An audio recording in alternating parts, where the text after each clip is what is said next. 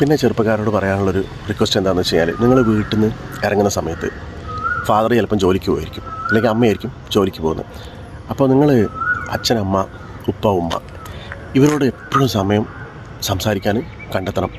അവരെ കാര്യങ്ങൾ അന്വേഷിക്കണം. അതിന് നിങ്ങൾ സമയം കണ്ടെത്തണം. കാരണം അത് പ്രയോറിറ്റി 1 ആണ്. കാരണം നമ്മളൊരു ഫാമിലി, എല്ലാ പ്രശ്നങ്ങളും കഴിഞ്ഞാലും നമ്മൾ വി ആർ ബാക്ക് ഇൻ ഫാമിലിയാണ് നമ്മളെ സപ്പോർട്ട് ചെയ്യേണ്ടത്. അപ്പോൾ അതുകൊണ്ട് മാത്രമല്ല, അവരത് അർഹിക്കുന്നുണ്ട്. ഇനി അവരെന്തെങ്കിലും പറഞ്ഞത് മോശമായിട്ട് നിങ്ങൾക്ക് എപ്പോഴെങ്കിലും ചെറുപ്പത്തിലോ അല്ലെങ്കിൽ ഇതുവരെ നിങ്ങളൊരു മനസ്സിൽ കിടക്കുന്നുണ്ടെങ്കിൽ നിങ്ങൾ അവരോട് ഫോർഗീവ് ചെയ്യണം. വലിയ പരിപാടി. അത് ഫോർഗീവ്നെസ് പറ്റി നമ്മൾ വേറൊരു വീഡിയോ ചെയ്യും.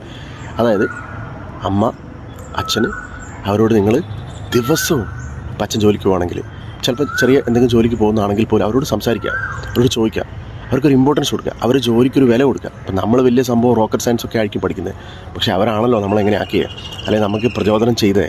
അപ്പോൾ അവരോട് എപ്പോഴും ഗ്രാറ്റിറ്റ്യൂഡ് ഉണ്ടാവുകയും ഈ കാര്യം നിർബന്ധമായിട്ടും, അതായത് നിങ്ങളെ വീട്ടിലുള്ള ആളുകളോട് സംസാരിക്കാതെ നിങ്ങൾ നിൽക്കരുത്. അതെപ്പോഴാണോ സംസാരിക്കാൻ സമയം കിട്ടുന്നത് ആ സമയത്ത് അവരെ കേൾക്കുക, അവരെ കൂടെ ഇരിക്കുക. കാരണം നിങ്ങൾക്ക് എത്ര റിവൈൻഡ് അടിച്ചാലും, നിങ്ങളിനി എത്ര വലിയ ഉന്നതികളിൽ എത്തിക്കഴിഞ്ഞാലും നിങ്ങൾ തിരിച്ചു നോക്കുമ്പോൾ ഈ സംഗതി നഷ്ടം വരില്ല. കാരണം അവരത് അർഹിക്കുന്നുണ്ട്. Thank you.